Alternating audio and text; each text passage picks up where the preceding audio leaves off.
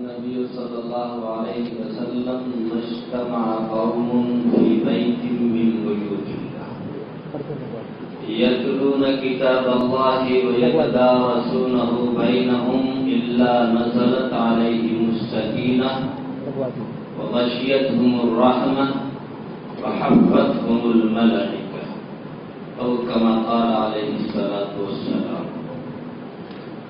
عزیز طلبہ اور میرے شہر کے معزز حضرات،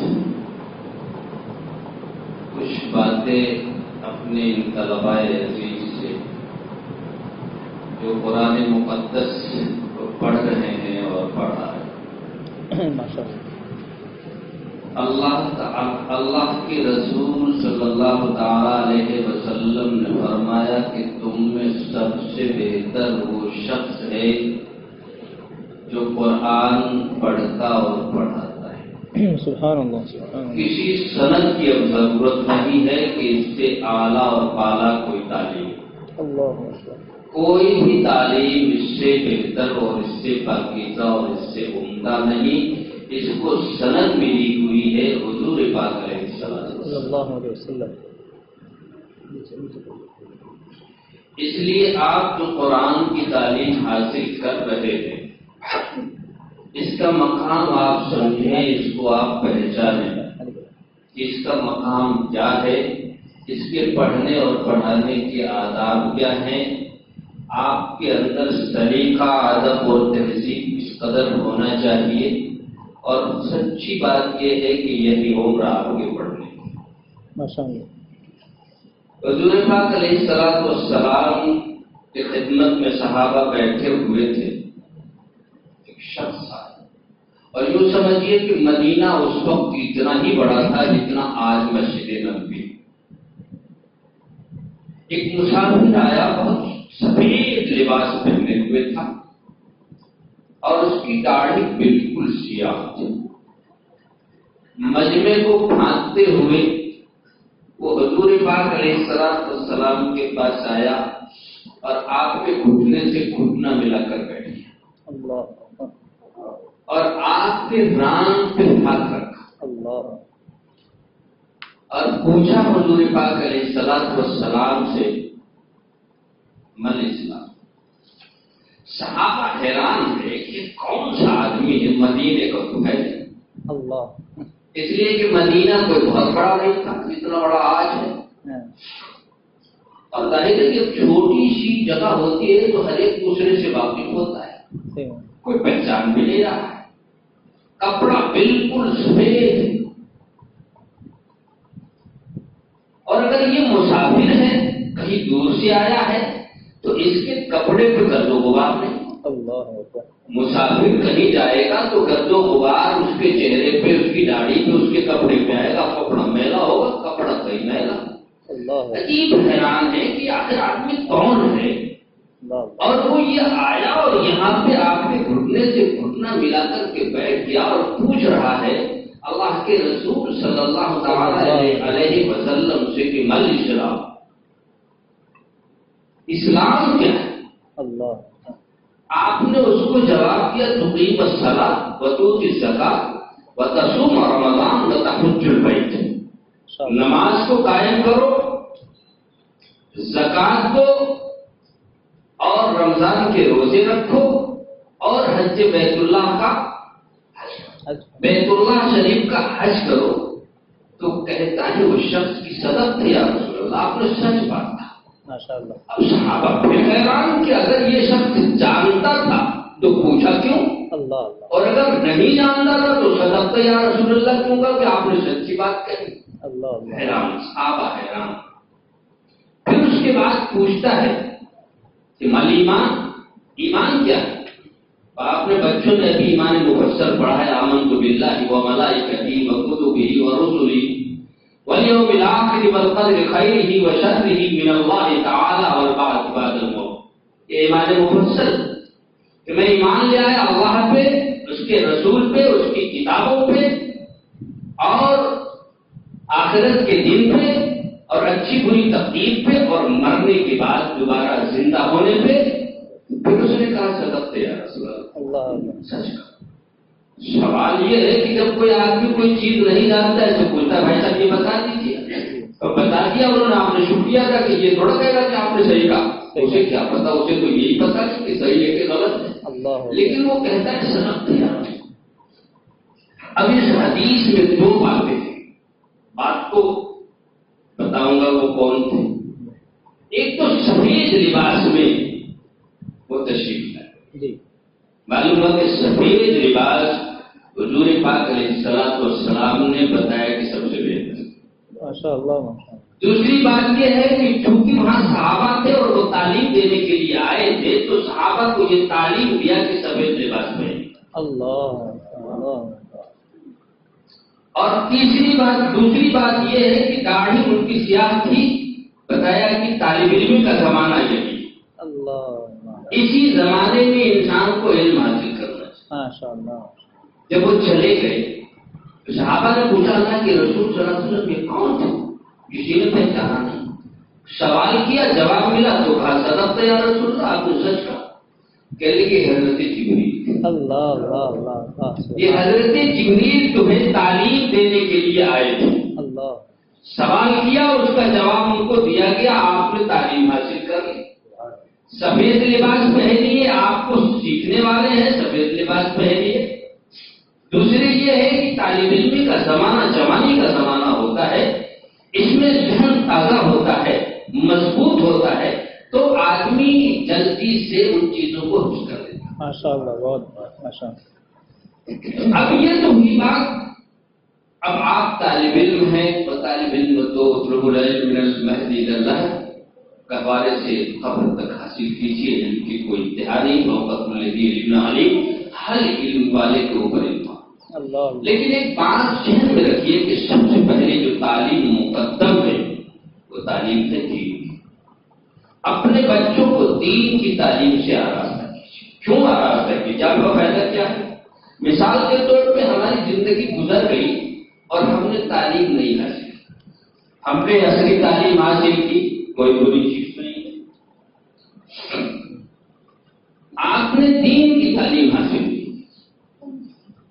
اب ظاہر ہے کہ اب عمر نہیں ہے کہ آپ کاروبار میں لگ گئے، معاش کا حصول بھی فرض ہے، تو اب آپ اپنے بچوں کو تعلیم دلائیے، اور کیوں دلائیے؟ اس کا فائدہ آپ کو کیا پہنچے گا؟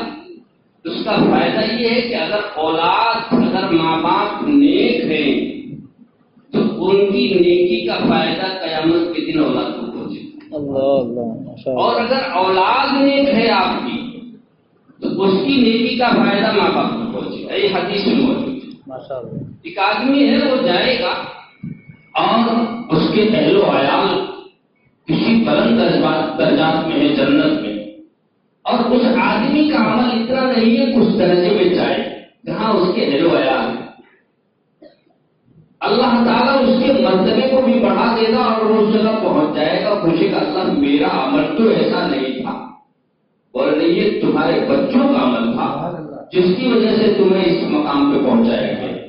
تو اگر ہم نے علم حاصل نہیں کیا ہے کسی وجہ سے تو ہمارا یہ فرض ہے کہ ہم اپنے بچوں کو تعلیم دیا ہے، عربی تعلیم دیا ہے۔ اور آپ کو اس کا میں فائدہ بتا دوں، ایمانداری کی بات یہ ہے کہ اگر آپ مجھے دیکھیے تھوڑا سا تحریش نغمہ کے طور پہ اور آپ کو سمجھانے کے لیے گیا، میں نے 3 تک پڑھا، مطلب میں کتنا پڑھا؟ اس کے بعد میں مولوی بن گیا۔ ٹھیک، اللہ عمل کی توفیق مجھے بھی عطا کر دے اور آپ کو۔ اس کے بعد یہ عربی کی تعلیم اس قدر مضبوط ہے کہ آپ دنیا کی کوئی تعلیم حاصل کر سکتے ہیں، کوئی ڈگری بھی حاصل کرنا چاہے آپ کر سکتے ہیں۔ ہماری یہ تو بھول ہے کہ ہم جو ہے اپنے بچوں کی عمر 10-12 سال 16 سال برباد کر دیتے ہیں اسکولوں اور کالجوں میں۔ 1 منٹ آپ مت ضائع کیجیے اپنے بچے کو، 8 سال 10 سال میں آپ جو ہے اپنے بچے کو عالم بنائیے، اور اس کے بعد اتنے آپشن ہیں اس کے آگے بڑھنے کے، اتنے فاصلاتی کورس ہیں کہ گھر بیٹھے وہ بچہ آپ کا تعلیم حاصل کرے گا اور گھر بیٹھ کر کے وہ امتحان پاس کرے گا۔ میں نے بتایا 3 تک پڑھا، پھر اس کے بعد دیوبند میں میں پڑھا.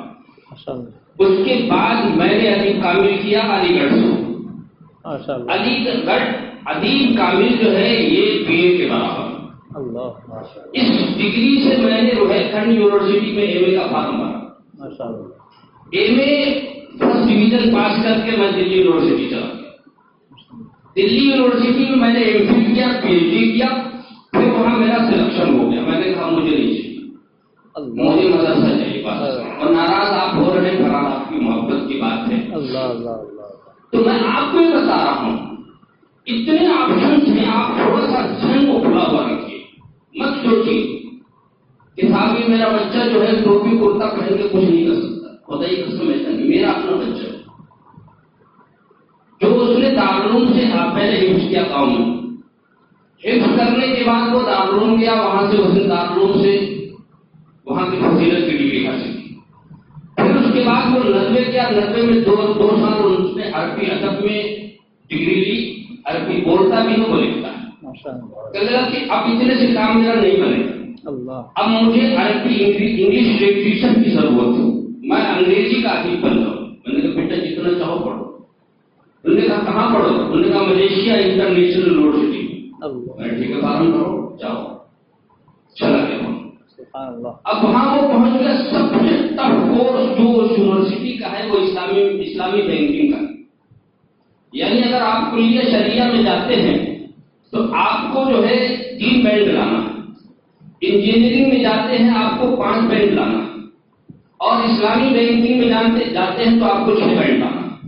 سب سے ٹف کورس. اس میں اس نے ایڈمیشن لیا. انگریزی کہیں نہیں پڑھا اس نے. 3 سال لکھنؤ میں اس نے کوچنگ کیا، جیسا بھی کیا اس نے.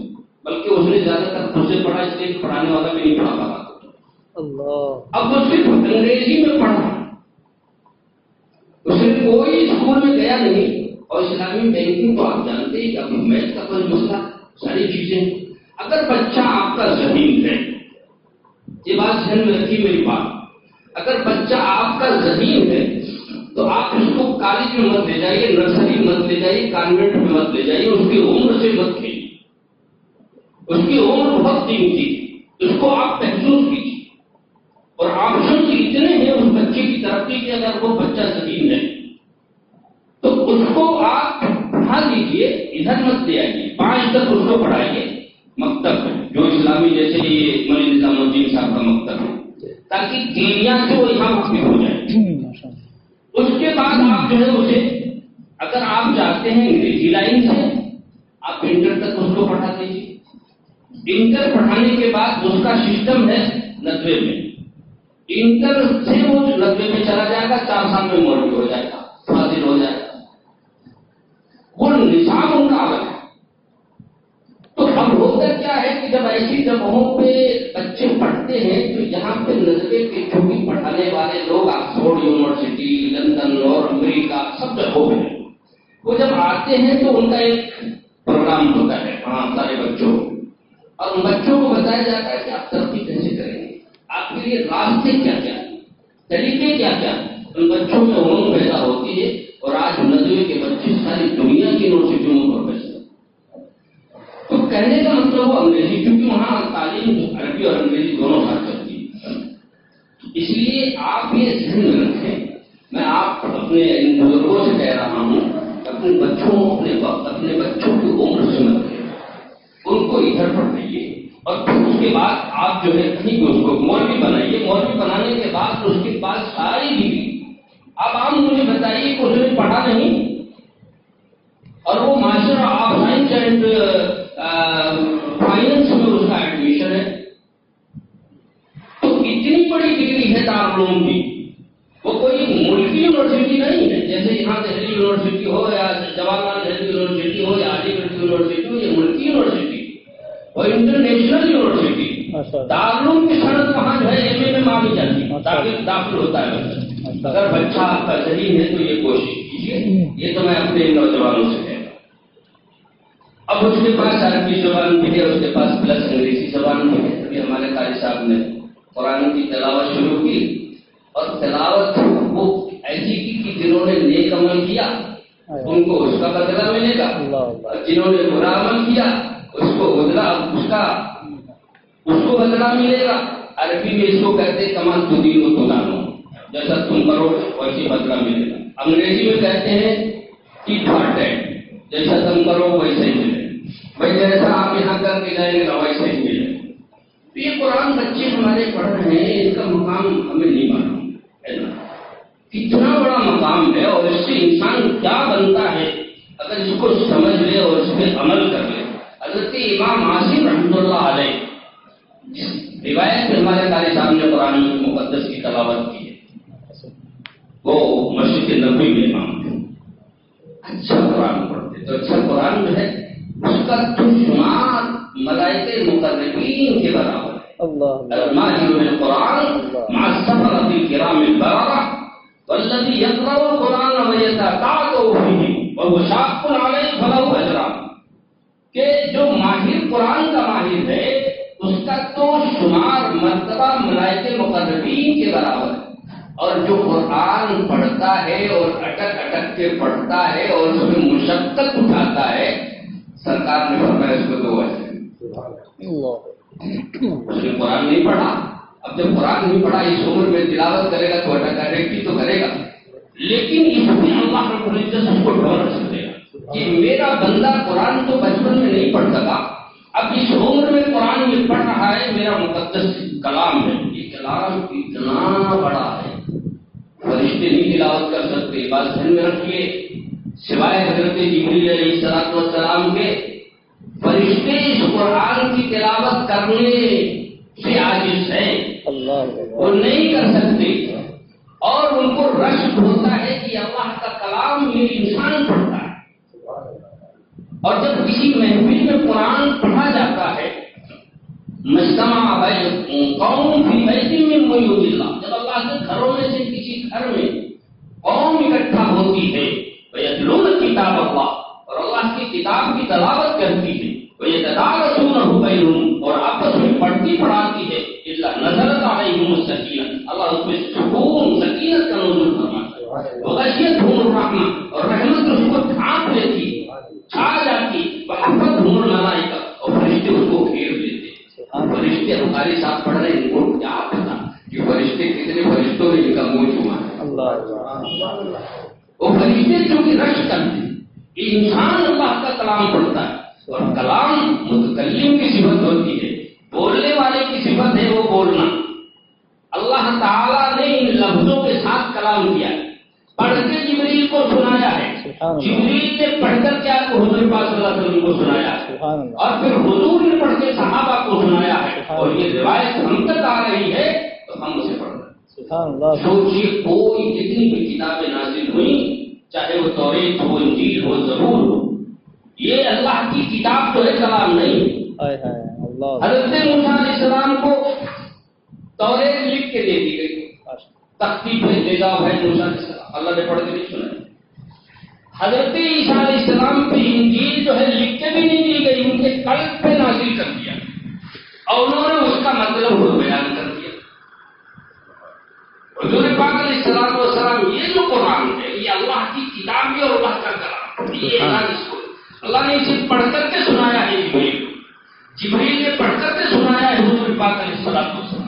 حضور پاک علیہ السلام نے صحابہ کو، اور یہ سلسلہ چلا جو یہاں جامعہ اردو میں یہ بچے سنا رہے ہیں. ماشاء اللہ ماشاء اللہ ماشاء اللہ، جزاک اللہ. یہ سلسلہ دیکھیے پڑا ہو، اور چونکہ فرشتے اس قرآن کی تلاوت نہیں کر سکتے، عاجز ہیں، ان میں اتنی قوت اور طاقت نہیں کہ اللہ کے اس کلام کو سنا سکے، تو ان کو رشک آتا ہے، اور فرشتے اس محفل کو گھیر لیتے ہیں. اور وہ انسان جو اللہ کا بندہ تلاوت کرتا ہے تو کئی باتیں آتے اس کے منہ پہ اپنے منہ رکھ دیتے. اللہ اکبر اللہ اللہ اکبر. سبحان اللہ سبحان اللہ. فرشتے نظر نہیں آتے، لیکن یہ یقین رکھیے، ایمان ہمارا ہے، یقین نہیں بننا. اس یقین کو بنانے کی ضرورت ہے. انشاءاللہ یہ یقین ہم میں بن جائے تو یہ اللہ کا کلام. یہ بچے پڑھ رہے ہیں، یہ بھی سعادت مند ہے، ان کے والدین بھی سعادت مند ہے. یقیناً جب یہ پڑھ لیں گے من قرأ القرآن وعمل بما فيه ألبس والداه تاج يوم القيامة ضوءه أحسن من ضوء الشمس کہ جو شخص نے قرآن پڑھا اور اس پہ عمل کیا اس کے والدین کو قیامت کے دن ایک تاج بنا دیا، اس کی روشنی سمائے دنیا کے آفتاب سے بچاتا ہے۔ اللہ اکبر، اب یہ والدین کا جب مقام ہوگا تو ان حافظوں کا کیا مقام ہوگا؟ 10 کو تو کے پاس دے دیا جائے۔ اللہ اب جو ہے اگر ان بچوں کی کفالت آپ میں سے کسی نے کر لی، بولے بھائی اس بچے کا خرچہ میں دوں گا، نظام الدین صاحب اس بچے کا خرچہ مجھ سے لے، اللہ اکبر، یہ بچہ آپ کو بھی لے جائے۔ اللہ اللہ اللہ اللہ، یہ تو ہو سکتا ہے اگر میرا بچہ حافظ نہیں ہوا تو کیا میں ایک بچے کو نہیں پڑھا سکتا؟ سبحان اللہ، ایک بچے کا خرچ معلوم کر لیجیے کہ بھائی قاری صاحب ایک بچے کا سال کا خرچ کتنا ہے، 5,000 6,000 10,000 یا مجھ سے یہ بچہ میرے پیسے سے پڑھے گا، کل مجھے اس کی ضرورت ہے، چاہے بھائی اپنی غرض کے لیے کر لے، آپ اپنے فائدے کے لیے کر لیں، لیکن یہ تو اوپر کی طرف سے فیصلہ ہے۔ سبحان اللہ۔ تو اصل کیا ہے، یہ دنیا جو ہے ہم اس میں ہم لگے ہوئے ہیں، یہ دنیا تو فانی ہے اور محبت ہے فانی کی فانی محبت، اللہ محبت میں باقی کی پائندگی ہے، محبت خدا کی محبت نبی کی، یہی اصل میں زندگی ہے ہماری۔ تو اصل تو یہی زندگی کہ ہم اللہ اور اللہ کے رسول سے محبت ہو، جزاک اور اللہ۔ جو آپ نے فرمایا ہے اس میں ہمارا یہ دنیا کیا ہے، اور سچی بات یہ کہ ہمارے بزرگوں کو اگر آپ سمجھیں گے نا اسی قرآن کو پڑھ اللہ آپ اندازہ نہیں لگا سکتے۔ میں ایک واقعہ آپ کو سناتا ہوں، حضرت مولانا یعقوب نانوتوی رحمۃ اللہ علیہ ماشاء اللہ، صدر مدرس ہیں آپ لوگوں کے پہلے صدر مدرس ہوں۔ نانوتا میں ایک نوجوان نے کی ابو بکر، وہ حضرت ابو بکر صدیق کو برا لگا رہا تھا، اللہ اللہ اللہ اللہ اکبر، اور وہ صدیقی تھا، بڑا خاندان ہے صدیقی وہاں نانوتا میں، اور نوجوان تھا وہ جو کہیں سے آ رہا تھا، یہ دیکھا یہ گالیاں بک رہا ہے، اس کو تو برداشت نہیں ہو سکا، وہ تو ایک دم سیدھے مجمع میں گھس گیا، اس کی قتل ہوا، اللہ اکبر، تفریح مچ گئی۔ انگریز کی حکومت رسالت مقدمہ درج ہو گئی، ظاہر کہ اتنا کھلا کیس ہے، بچنے کا تو کوئی امکان نظر نہیں آتا، پھانسی تو ہونی ہی ہے، مقدمہ درج ہو گیا، اب وہ مقدمہ شروع ہوا۔ اس کے خاندان کے لوگ وہ حضرت نانوتوی رحمۃ اللہ علیہ کے پاس کہنے لگے حضرت ہم تدبیر تو کر رہے ہیں، اتنا کھلا ہوا کیس ہے، مایوس تو نہیں، ہم تدبیر کر رہے ہیں، آپ روحانی توجہ ڈالتے کہ بچہ بچ جائے، پھانسی نہ ہو۔ اللہ، کہنے لگے میں ایک تدبیر بتاتا ہوں اور تم لوگ چلے جاؤ دارالعلوم، وہاں حضرت مولانا یعقوب نانوتوی رحمۃ اللہ علیہ ان سے ملو، ان سب چیزوں کا تعلق اللہ کی جانب سے ان سے۔ اللہ اللہ اللہ اللہ، اب یہ لوگ ہاں یہ بھی سن لینا، بہت غصے والے آدمی لٹھی چلا سکتے، بھاگ رہے مت، کچھ بھی کرتے تمہارے ساتھ، برداشت کر لینا، کہے صاحب آپ تو سر بات توڑ دیجیے مگر ہمیں جانا نہیں تو کر لیں گے آپ اللہ اللہ، صاحب۔ یہ بھی اور بڑے بہت سارے مل کر کے جانا، جو 5-7 بیل گاڑیوں پر سوار ہو کر کے لوگ آئے تھے، معزز تھے، اللہ اکبر، کچھ ان کے رشتے دار تھے۔ اب وہی بات ٹرینڈ تو ہو کر کے آئے کہ حضرت الاسلام نے بھیجا تھا، کیفیت دے کے بھیجا تھا، بہت بگڑے، لٹ بھی چلایا ان کا، حضور سر بھی پھوٹ جائے لیکن ہم جائیں گے، کچھ تو آپ سبحان اللہ، کل جو ہے وہ سہارنپور جامع جمعہ کے دن وہاں آ جاؤ، وہاں دیکھو مسجد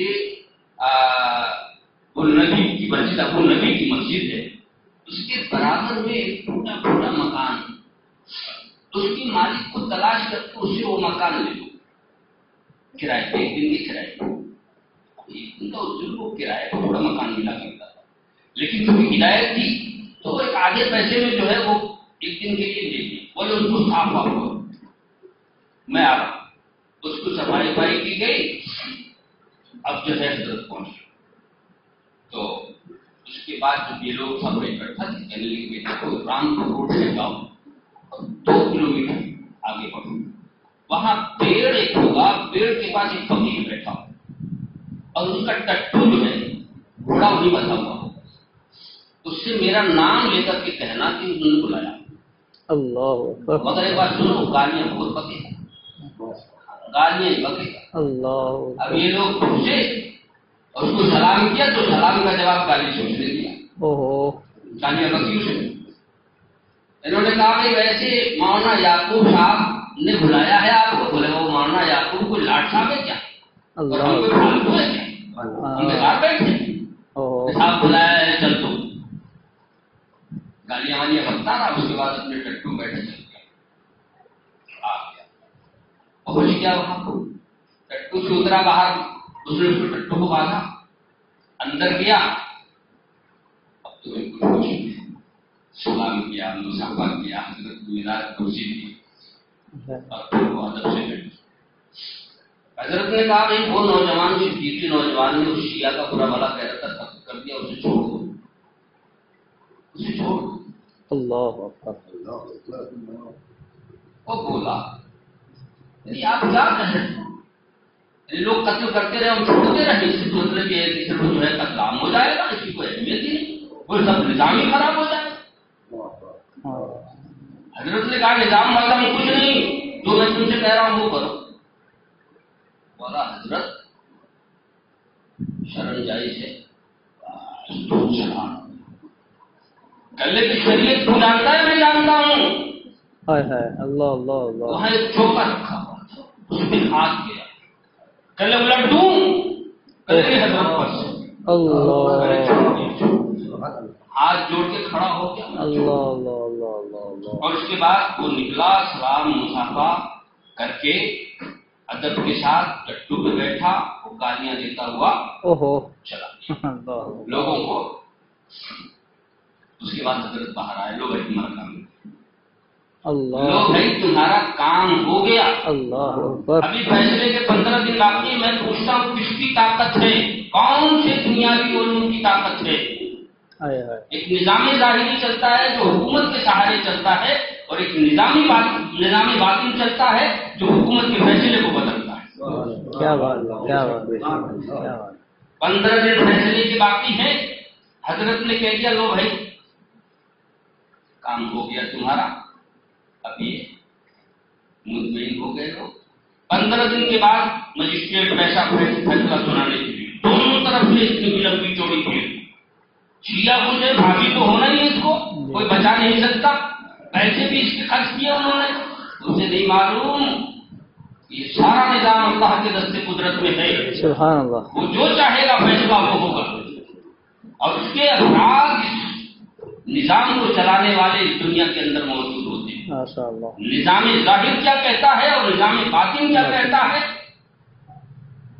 اللہ اپنے شہر سے میں نے سنا کہ ایک زمانے میں دلی میں بڑی برائی تھی، قتل اور یہ ساری چیزیں تھیں، بڑا نظام ڈھیلا ڈھالا تھا. تو وہ جو خادم ہوتے نا شہر کے کہتے حضرت اس وقت دلی کا قدر کون ہے؟ اللہ کرنے کو پڑے. یہ جو ہے یہ نظام باطنی ان کے ہاتھ میں ہوتا ہے. دلی میں کون ہوتا ہے؟ کہتے تم سے اسے کیا مطلب؟ کہنے حضرت کو مجھے بتائیے وہ تب میں دیکھوں. کہلے وہ جامع مسجد کی سیڑھیوں پہ بتا دیا. حضرت نے بہت ضد ہوا تو جامع مسجد کی سیڑھیوں پہ وہ تربوز میں اللہ وہ گیا تھا. انہوں نے کہا صاحب مجھے تربوز چاہیے. بولے چپ کے دوں گا. چپ کے لے لو. سب اس نے تربوز کٹا دیا اور کافی کہا ہے تربوز نہیں. مطلب اتنے سیدھے تھے کہ نظام معطل ہو رہا تھا، کوئی کچھ بھی کر رہا تھا. اس کے بعد تو جب معلوم، اس کے بعد سمجھ میں آیا وہ تو کھا جاتے رہے. اس کے بعد کچھ دنوں کے بعد نظام بڑا ٹائٹ تھا. اللہ اللہ. اب پوچھا حضرت آپ کون ہے؟ تو اس چکر میں کیوں پڑتا ہے مجھے بتائیے. بتایا کہ وہ کھلا جگہ جو ہے پانی پلاتے ہیں لوگوں کو، سب کا کام کرتے ہیں لوگوں کو پانی پلاتے. اللہ. اب یہ ان کا بھی امتحان لینے کے لیے پہنچتا. آپ پانی دے دو. پانی کو تو آپ جانتے ہیں کٹورے میں آج بھی رواج ہے. کٹورے میں پانی دیا، ایسے لگا بولے اس میں مطلب جیسے مارا ہے. یہ ہوئی بات، مزہ آ گیا. تربوز والے کا بنا لیا. اوہو معلوم ہوا کہ سخت نظام سخت. تو حضرت نے کہا شریعت تو جانتا ہے میں جانتا ہوں. اور آگے چوکے پہ کہنے کا الٹ دوں. بولا نہیں حضرت بس میں نے چھوڑ دیا. نہیں الٹیے گا نہیں. تم یہ الٹ جاتی. طاقت اللہ اس کے بعد فیصلے کا دن آیا. مجسٹریٹ بیٹھا.